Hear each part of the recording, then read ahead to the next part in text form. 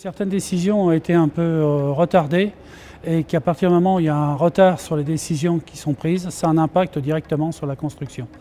Il y a derrière des logements qui ont été prévus à la construction, qui ne seront pas construits, par manque peut-être de propriétaires qui souhaitent s'engager dans des travaux. Et à partir du moment où il y a inquiétude, forcément que ça a un impact sur la construction.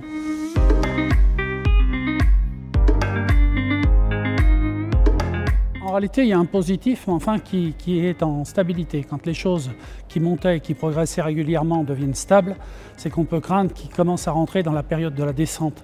Et l'année 2019 risquerait d'être une année où on perd encore en activité dans la construction neuve, ce qui devient très inquiétant puisqu'il y avait une relance qui s'était faite et cette relance semble se stabiliser, voire régresser. Donc il y aura un impact forcément sur la construction, mais un impact direct sur l'emploi en France.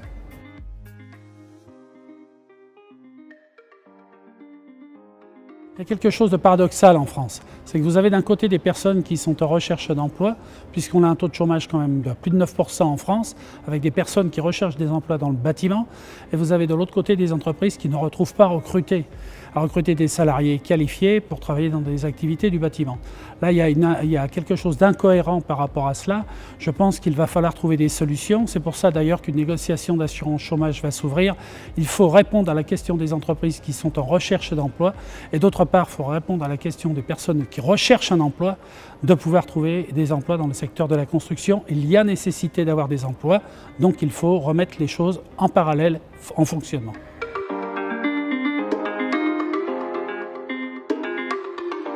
Dans certaines mesures, dont celle de supprimer les fenêtres, voire de retirer toutes les chaudières à haute performance fuel qui étaient en place jusqu'à présent, je pense que c'est une véritable erreur. C'est une erreur parce que l'activité de la rénovation énergétique, le remplacement des fenêtres est une nécessité, le remplacement des systèmes de chauffage performants est une nécessité. De laisser que 800 millions pour faire une démarche de ce type-là, avec le crédit d'impôt transition énergétique, c'est une erreur. Il faudrait au minimum 1,3 milliard, 1,2 milliard, 1,3 milliard ou 1 milliard vraiment au grand minimum pour arriver à atteindre des objectifs. Et actuellement, tel que c'est là, avec un CITE dont on ne connaît pas encore tout l'environnement, il y a quand même des inquiétudes à avoir.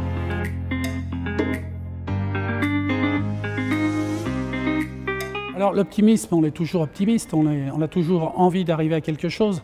Nous allons discuter avec le ministre en charge, M. de Rugy, discuter de ce sujet-là avec lui, sachant que ce soit M. le ministre en charge de l'environnement, que ce soit les différents ministères qui nous demandent, et le ministère des Territoires par exemple, qui nous demande d'aller dans la rénovation énergétique, si les moyens ne sont pas plus importants que ceux-ci, si la volonté n'est pas réelle, on aura du mal à atteindre des objectifs.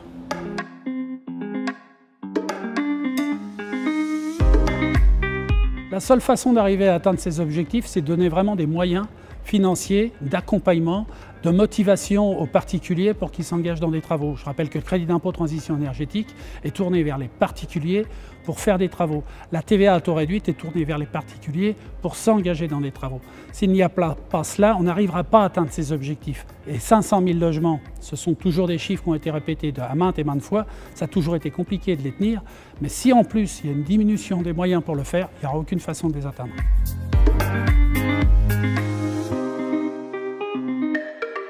Je pense que le président de la République, qui est le seul avec le Premier ministre à prendre ces décisions, ont décidé de refaire un remaniement, de changer des postes sur certains ministères, ce qui est le cas avec certains ministres, les territoires, ce qui a été fait aussi concernant le développement durable ou d'autres ministères. C'est un choix qu'ils ont fait, on espère qu'il y aura du dialogue entre ces ministres et nous, organisations professionnelles représentatives du secteur du bâtiment. Et s'il y a du dialogue, avec eux, on arrivera à des solutions. Il faut réinitier à nouveau le dialogue avec ces ministères, rediscuter avec eux, chercher des solutions et surtout qu'ils puissent comprendre que notre volonté à nous et la seule, c'est de porter l'économie de notre pays, de créer de l'emploi, d'amener des jeunes à nos activités de façon à ce que la France puisse continuer d'évoluer économiquement.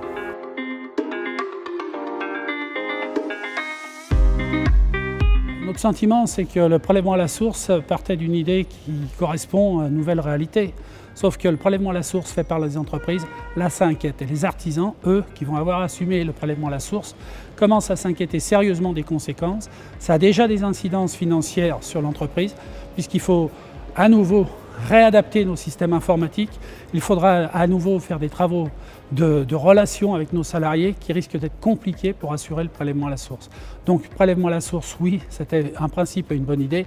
Le demander que ça soit fait par les entreprises et les artisans, ça nous inquiète et ça inquiète les artisans.